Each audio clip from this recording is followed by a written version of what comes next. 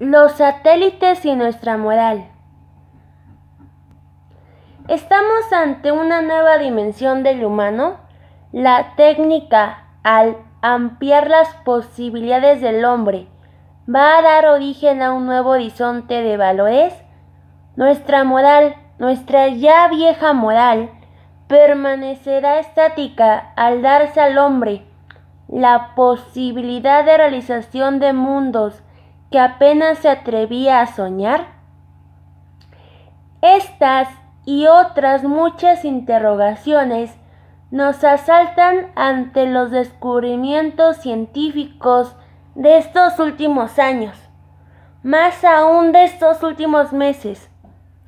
Apenas hace 12 años que el mundo entero se estremeció ante uno de los más fantásticos descubrimientos, ante una de las más grandes hazañas realizadas por el hombre en su afán de dominar a la naturaleza: el descubrimiento y utilización de la energía atómica. El hombre entraba en una nueva era, la era que en adelante sería llamada atómica. Pero ¿cómo entraba en esta nueva era que debería haber llenado de orgullo a la humanidad? Todos lo recordamos, todos recordamos esa fecha, el 5 de agosto de 1945, como una fecha nefasta en la historia del hombre. No entrábamos a la era atómica con la alegría del hombre que ha vencido un obstáculo, sino con vergüenza y terror. En ese 5 de agosto de 1945, el hombre mostraba no su capacidad para la creación, sino para la destrucción. Una energía, una tremenda energía que, inédita dentro de las posibilidades del hombre, había respetado a éste, se transformaba en manos del mismo hombre en un poderoso instrumento de destrucción. Lo que esa fuerza no había hecho al hombre en millares de años, lo hacía ahora bajo la orientación del mismo hombre. Hiroshima ese día, Nagasaki el 9 del mismo mes, señalaban la entrada de la humanidad en la era atómica. Habían pasado miles y miles de años desde aquella era en que el hombre, casi desnudo, usaba cachiporra o hachas de piedra para defenderse y agredir dentro de una primitiva moral de defensa y ataque. Sin embargo, pese a esos miles de años transcurridos, pese a los múltiples cambios técnicos que se habían presentado entre esa época y la nuestra, la moral del hombre no había cambiado gran cosa. Había abandonado la cachiporra y la piedra solo para utilizar instrumentos cada vez más efectivos a su estática moral de defensa y ataque. Las bombas atómicas con que se destruyeron las ciudades de Hiroshima y Nagasaki no habían sido en manos del hombre otra cosa que lo que fueron la cachiporra y la piedra en manos de nuestros antecesores de la edad de piedra. Nada había cambiado, todo seguía igual, si acaso solo cambiaba la justificación del hecho, una justificación moral que nunca habría buscado el hombre primitivo. Lejos de señalarse lo injustificado de este hecho, lejos de repudiársele, se le justificaba como un hecho necesario para el bien de la humanidad.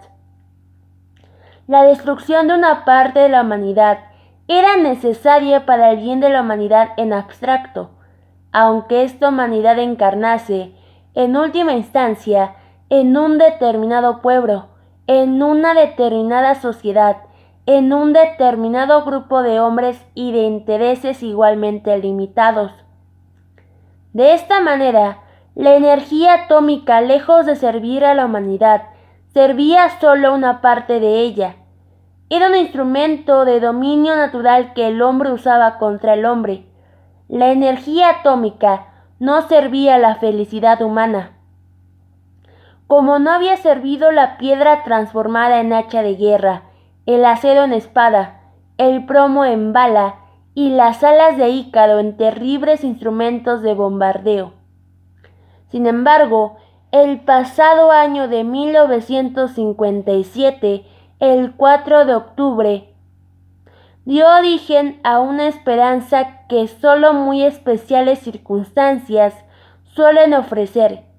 En ese 4 de octubre de 1957, el mundo entero recibía la noticia de que había aparecido una nueva estrella en el firmamento. Una estrella diminuta, pequeña en tamaño pero grande en esperanzas. Una diminuta estrella cuya grandeza estribaba en que había sido hecha por hombres. En este caso concreto, por un hombre de un determinado país, Rusia, pero que muy bien pudo haber sido hecha, como lo sería más tarde, por norteamericanos o bien por franceses, ingleses, indios o cualquier otro grupo de hombres. Obra pura y simplemente de hombres y para hombres. Hombres solo circunstancialmente distintos de otros hombres, distintos de cada uno de nosotros como cada uno de nosotros es circunstancialmente distinto de otros, pero no más, aunque tampoco menos. Por fin, el hombre podía escapar de un mundo cada vez más pequeño y disputado.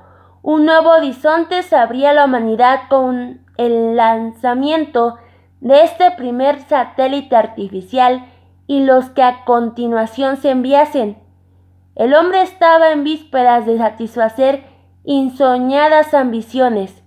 Su ambición podría ahora dilatarse, pues tenía ya el universo como horizonte de máxima posibilidad. ¿Qué iba a suceder? ¿Se sentiría el hombre más poderoso que nunca?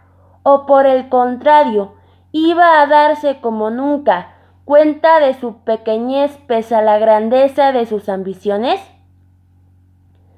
Nada se podía decir. Lo único cierto es que ese 4 de octubre de 1957 recordaba otro mes de octubre, el 12 de octubre de 1492, en que otros hombres, con otros pequeños instrumentos, se habían también atrevido a luchar contra la naturaleza para acabar venciéndola. También, en ese ya lejano mes de octubre de 1492, el horizonte de posibilidad del hombre se amplió. El descubrimiento de América puso fin a una serie de barreras e impedimentos. La humanidad creció y con ella sus posibilidades. Todo quedó relativizado, moral, costumbres, etc. Pero también todo pareció quedar al alcance del hombre, de cualquier hombre. El viejo mundo, ya demasiado limitado para el nuevo hombre que había hecho el descubrimiento de nuevos horizontes, quedó roto. Entre otras muchas cosas, el nuevo hombre abandonaba su preocupación por alcanzar un cielo que no estaba siempre a su alcance, sino dependiendo de una voluntad que no era la suya, para entregarse a una nueva tarea, la del dominio de una tierra que ahora crecía ante sus ojos. La felicidad no era ya cosa de otro mundo, sino de este mundo. La felicidad era algo al alcance del hombre, al alcance de sus posibilidades. Pues bien, este 4 de octubre de 1957 recuerda a ese 12 de octubre de 1492. El mundo, como posibilidad del hombre, vuelve a crecer. Un nuevo horizonte se abre a estas posibilidades de carácter casi infinito. En esta ocasión, las posibilidades trascienden la redondez de la Tierra, de una Tierra ya demasiado pequeña para las necesidades y ambiciones humanas. El cielo, ese cielo que había sido puesto entre paréntesis por el hombre moderno, positivista, afanoso de conquistas concretas, es ahora nuevamente objeto de atención. El cielo está ya al alcance del hombre, al alcance de su ambición concreta, positivista. El cielo y con el cielo, los infinitos mundos que lo salpican está ya a su alcance. Hacia la conquista de esos mundos y sus riquezas, enfoca el hombre sus esfuerzos. Lo primero ha sido saltar nuestra órbita de atracción.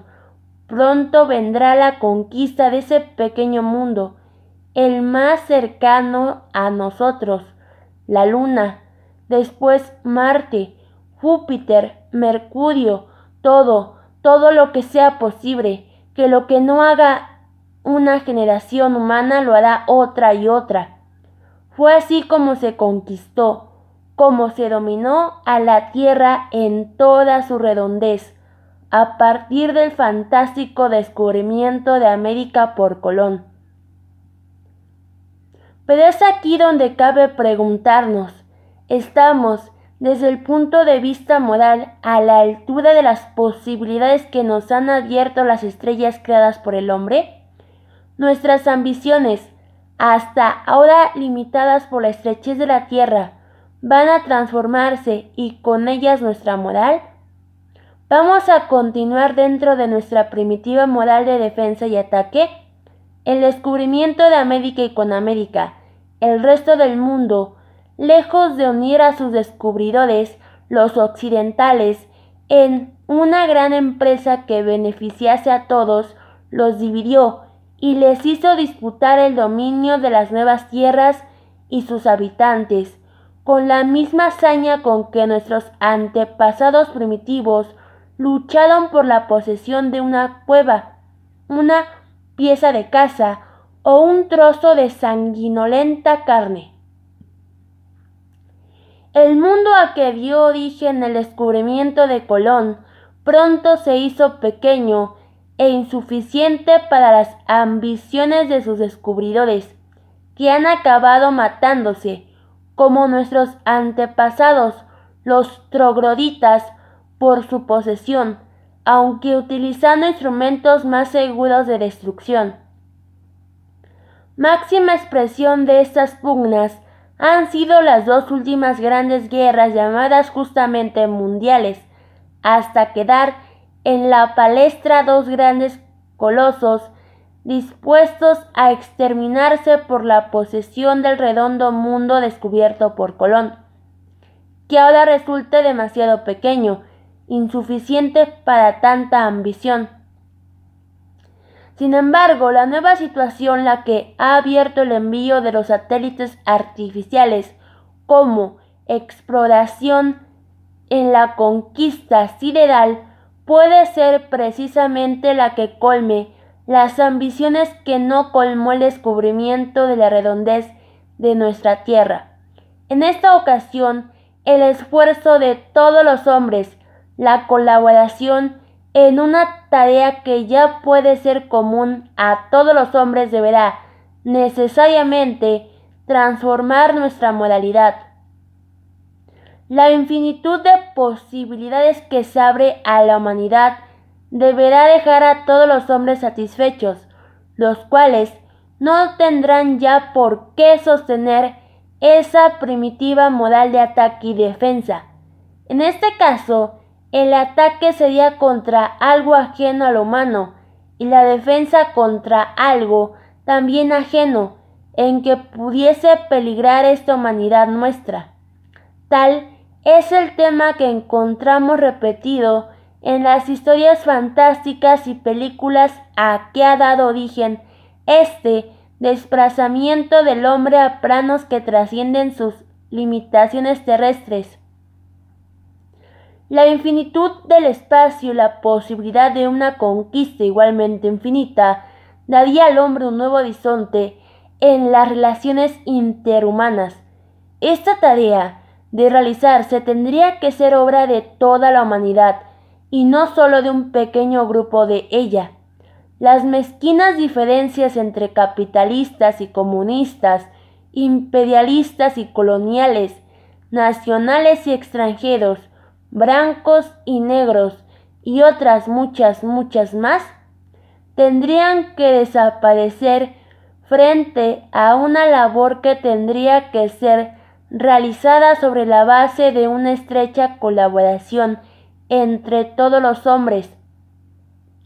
Los otros hombres, nuestros semejantes, no tendrían por qué seguir siendo vistos como enemigos, sino como colaboradores en una extraordinaria tarea que ha de ser común a toda la humanidad. Una tarea que de realizarse trascendería las tradicionales diferencias que hasta ahora han separado a los hombres.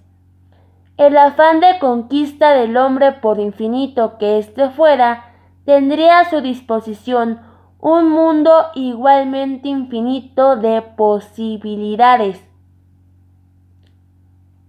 Escapar de las limitaciones de nuestra órbita terrestre significaría también escapar de las limitaciones de una moral hecha para esta órbita.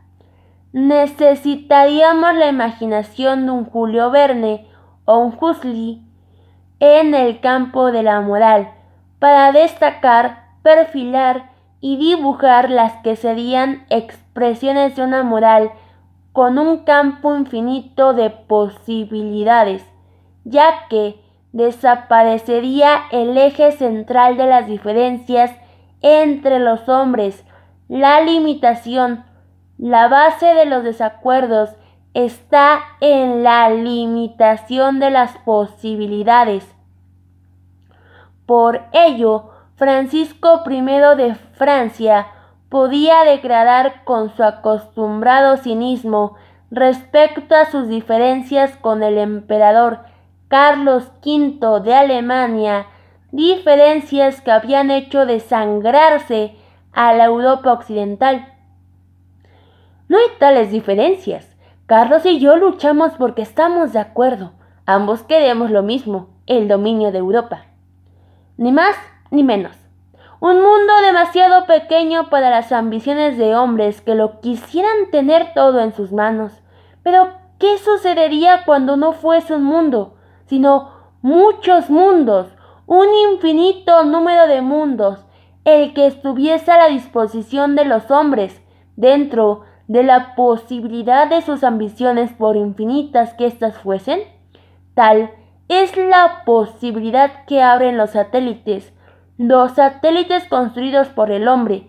Estas pequeñas lunas artificiales han roto o pueden romper el nudo gordiano de los desacuerdos del hombre con el hombre, la base de sus ancestrales diferencias y luchas. Pero, ¿está en verdad el hombre a la altura de esas posibilidades? ¿O, por el contrario, la moral humana sigue tan estática como en el pasado? ¿Podrá el hombre comprender el alcance y posibilidades de estos últimos y maravillosos descubrimientos de su prodigiosa mente?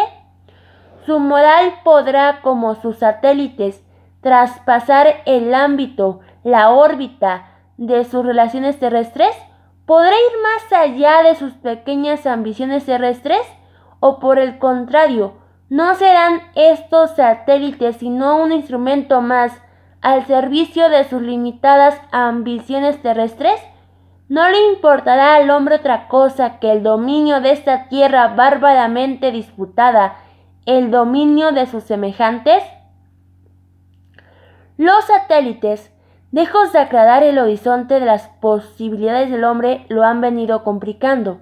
Los hombres no piensan en función de sus posibilidades ideales, sino en función de sus posibilidades terrestres.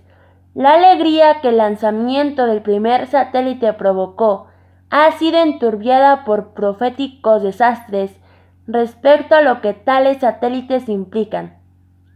Nuevamente se habla de ellos como de instrumentos de muerte, como instrumentos al servicio de la ambición de unos hombres en perjuicio de la de otros. Los satélites, estrellas creadas por el hombre, se van transformando en instrumentos cuyo valor no va más allá del que en el pasado representaron la cachiporra y la piedra en manos del troglodita. Esto es, en simples instrumentos para deslindar ambiciones, para lograr o afianzar conquistas que no van más allá de esta disputada tierra con su flora, fauna y hombres. Nuevamente se deja sentir el miedo y el egoísmo que parece no abandonar a las obras del hombre. Los políticos, sino los hombres de ciencia, calificaron a los primeros satélites y, con ellos, sus propios ilimitados sueños de grandeza, de espías celestes y de armas absolutas. Esto es, los satélites como instrumento de predominio terrestre, de predominio sobre todos los pobres mortales que habitan esta tierra, no instrumento de dominio sideral, al servicio de todos los hombres, sino instrumento de dominio del hombre sobre el hombre. Espías celestes, armas absolutas, más terribles que la más terrible de las armas atómicas, instrumentos de destrucción con los cuales una parte de la humanidad ha de poder decidir la servidumbre de la otra. Nuevamente la misma preocupación de nuestros antepasados de la edad de piedra por el peñasco destructor, la cachiporra o la primitiva hacha. En esta ocasión, pequeñas estrellas para fulminar a los hombres que estorben nuestras pequeñas ambiciones mundanas. Instrumento para matar o esclavizar al hombre, ni más ni menos. Estrellas en manos de un hombre cuyas ambiciones no van más allá del horizonte de lo que pueden abarcar sus ojos y su limitada mente, desde el punto de vista moral. Esto es, estrellas en manos de un hombre cuya moral no ha logrado traspasar las limitaciones que le ha impuesto un mundo siempre estrecho para sus ambiciones. En manos de un hombre que, habiendo escapado a sus limitaciones físicas, no puede aún traspasar las morales que le han creado éstas. Moralmente, este hombre sigue preocupado por imponer sus intereses a los intereses de sus semejantes. En su miopía no va más allá de sus limitados intereses. Aún se mueve dentro de la órbita terrestre de sus pequeñas ambiciones por mucha grandeza que pretenda dar a las mismas. Poder, gloria, riqueza, pues entre hombres y a costa de la de otros hombres. Aún necesita de hombres que sufran su poder para que puedan ser sus testigos. Aún necesita de la muerte y destrucción de unos hombres para que otros reconozcan su gloria. Aún necesita despojar a unos de sus limitados bienes para que la pobreza pueda ser el mejor testigo de su riqueza. Y todo esto cuando se le abren en el horizonte posibilidades de poder, gloria y riqueza nunca soñadas. Por ello, aún se preocupa por dominar a sus semejantes, cuando con su ayuda podría dominar mundos nunca antes imaginados. Muchos, demasiados, son los signos de esta limitación humana frente a sus propias posibilidades. En los mismos días en que empieza a girar el primer satélite, el profesor Fred Singer de la Universidad de Maryland en los Estados Unidos hace una propuesta que no se aclara si fue producto del humor, sajón o algo estrictamente serio. Propone que tanto los Estados Unidos como la Unión Soviética decidan su predominio sobre el mundo, no sobre el cosmos, cañoneando la luna. El que haga los mayores cráteres a la luna, a los que se podría dar nombres, para perpetuar los nombres de los presidentes, primeros ministros y secretarios de partido. Este se quedaría con el dominio del mundo, algo muy deportivo, pero con metas que no van más allá de las ambiciones y razones de Francisco I y de Carlos V en el siglo XVI. Ambiciones que muy bien pudieron haber sido zanjadas en uno de los torneos de que gustaba tanto el primero: las lunas, soles y estrellas como simples blancos para que los hombres puedan resolver sus limitadas ambiciones terrestres. Ya que el pueblo quisiese mayores blancos y mayor destrucción de estrellas y soles, tenía que ser necesariamente el más fuerte y, por ende, el pueblo ante el cual todos los demás pueblos tendrían que someterse. Nuevamente la eficacia de la cachiporra y la piedra como instrumentos para decidir el dominio del hombre sobre el hombre y no el predominio del hombre sobre el mundo que le rodea. El hombre es señor del universo, pero solo para poder serlo de otros hombres, para no permitir que en este mundo existan sus semejantes, sus iguales, aquellos con los cuales ha de colaborar.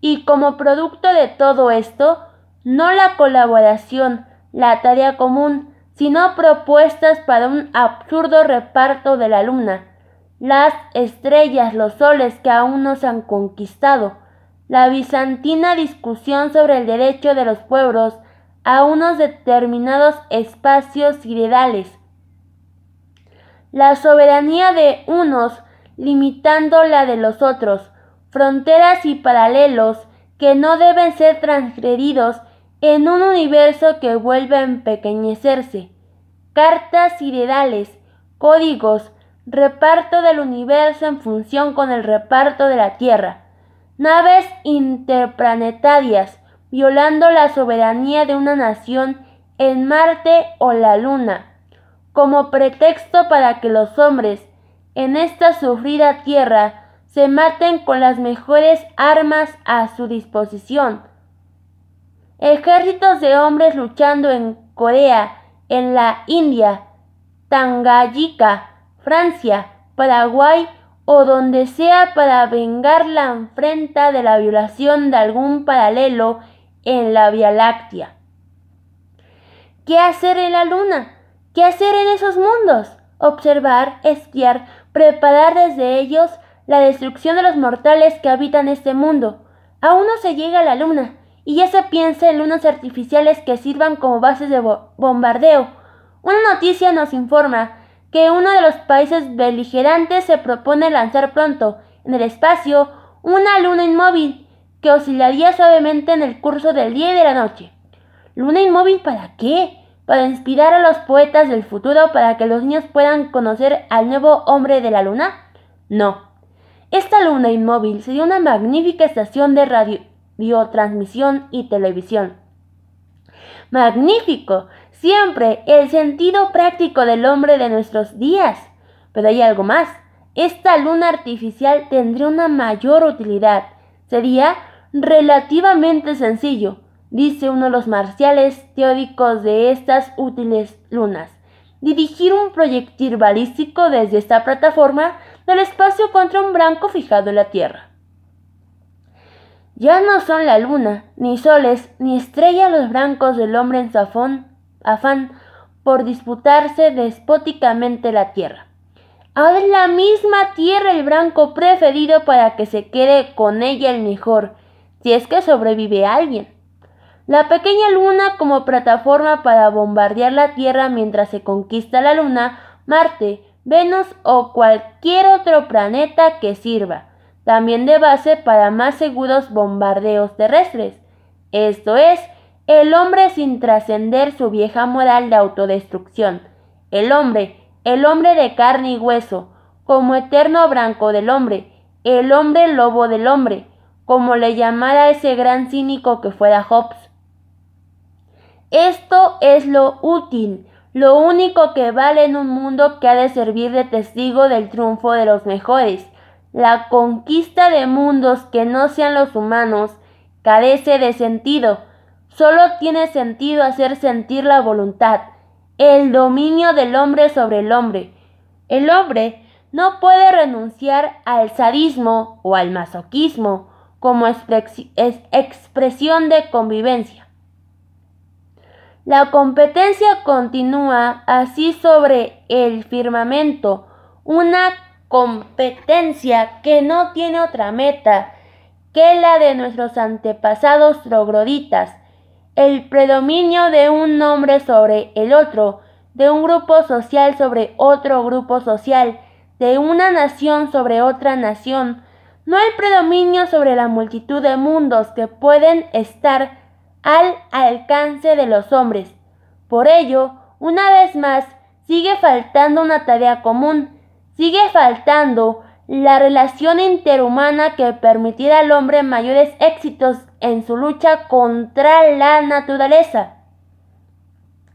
Esta lucha tiene un carácter secundario, una lucha inútil, ajena a lo que más importa al hombre, el predominio sobre sus semejantes. Continúa la carrera por ver quién tiene mejores armas para destruir al semejante. Ya uno de los estadistas de este mundo moderno, viejo por su moral, se dolía del atraso que en este sentido se encontraba su nación. No el atraso respecto a la conquista de otros mundos, de soles, lunas y estrellas. Esto era algo inútil, propio de pueblos despóticos, instrumento de propaganda como las pirámides. No, lo que importa es el dominio de la tierra, independientemente del nombre que se dé a este dominio. Creo, declaraba Foster Dulles, que siempre que los soviéticos logran algo primero en un campo de forma espectacular, logran gran provecho y en cambio nosotros bajamos en la estimación popular. En su opinión, la conquista de la luna de cualquier planeta no tendrá otra utilidad que la de propaganda para someter unos pueblos al dominio de otros.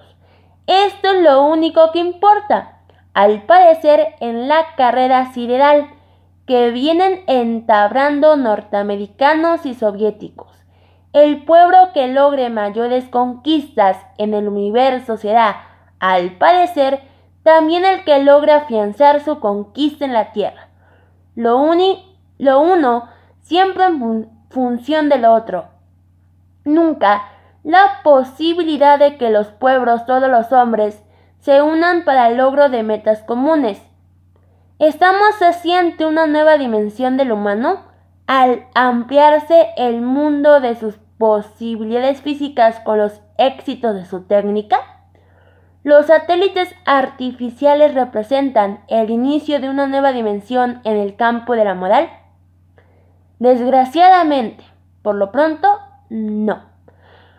No hay aún un cambio, ni se anuncia ese cambio. El hombre sigue girando aún dentro de la órbita de sus pequeñas ambiciones y temores.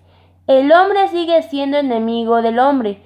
La técnica sigue siendo, en último término, un instrumento cada vez más perfeccionado de predominio del hombre sobre sus semejantes.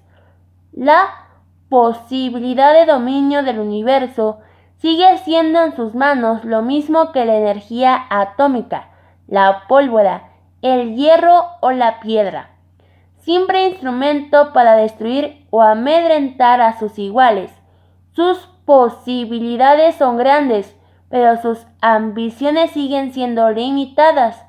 Aún no encuentra un mejor testigo de su poder y su gloria que el otro, su semejante, como pasivo blanco de las mismas, poder sobre los demás, gloria a costa de los demás, los otros siempre como instrumento de reconocimiento de ese poder y esa gloria limitadamente humanas. Quizá le falta al hombre ese gran testigo de hazañas pasadas. Dios o los dioses, esto es, la religión que daba a su obra un alcance que trascendía lo humano. Ahora este Dios o dioses no son sino expresión de su limitada humanidad, hechuras de sus ambiciones. Aún está el hombre sumido en lo que la modernidad ha llamado inmanentismo, apegado a sí mismo, limitado en sí mismo, sin capacidad para reconocer en los otros la grandeza que quiere le reconozcan en sí. ¿Así va a quedar siempre? Quizá no. Y esto ya pertenece al mundo igualmente humano de la esperanza. Aún estamos en los inicios de una nueva etapa del dominio del hombre sobre su naturaleza, una etapa que al progresar, al dar origen a sus primeros grandes frutos, quizá cambie también el ámbito de la moral humana. El hombre no vive aún ese mundo de mundos, pleno en posibilidades. Todavía esto es un sueño que acaso pueda ser realizado en un futuro próximo, si antes no se suicida el hombre. Quizá entonces se nos pueda ofrecer realizada una nueva utopía, una utopía apenas soñada por los mejores hombres de ayer y los de hoy. Hasta entonces queden estas reflexiones como un ejemplo más de nuestras humanas limitaciones. 1958